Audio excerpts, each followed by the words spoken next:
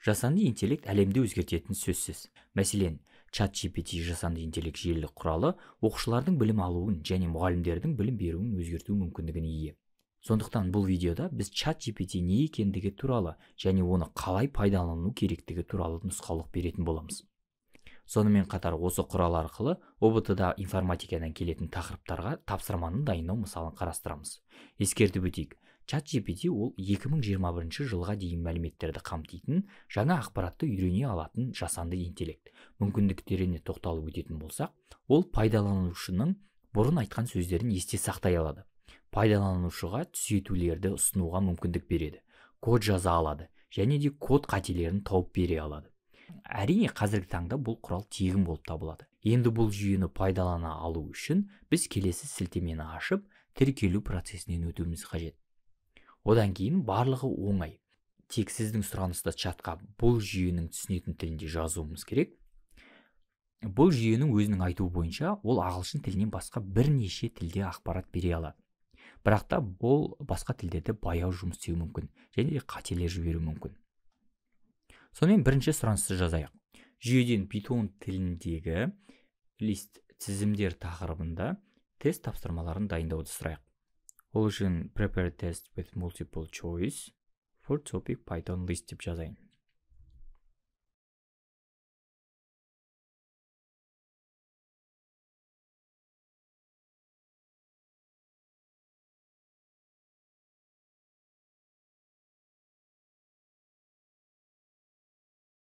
Сонымен жасанды интеллект бізге 10 тест тапсырмасын дайындап берді. Сонымен қатар мұнда дұрыс жауаптары да берілген.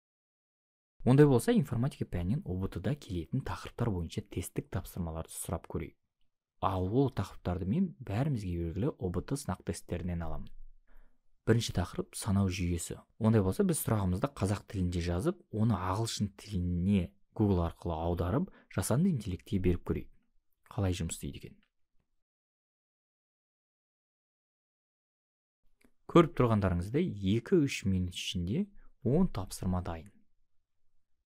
Келесі тақырып Excel кестесі болсын.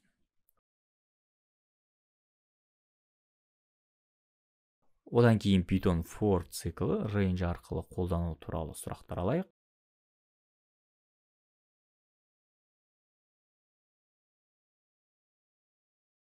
Міне осылай біз не бар 10 минутқа жетпес уақыт арасында 3-4 тақырыпқа 40-50 шақты тапсырма жинағын құрып алдық.